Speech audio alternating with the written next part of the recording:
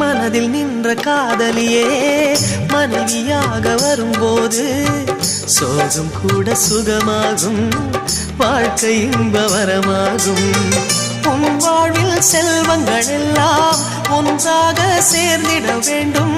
பூவே உன் புன்னகை என்றும் சந்தோஷம் தந்திட வேண்டும். ஆசை காதல் கைகளில் சேர்ந்தால் வாழ்வே சொர்க்கம் ஆகுமே. ஆசை காதல் கைகளில் சேர்ந்தால் வாழ்வே சொர்க்கம் ஆகுமே.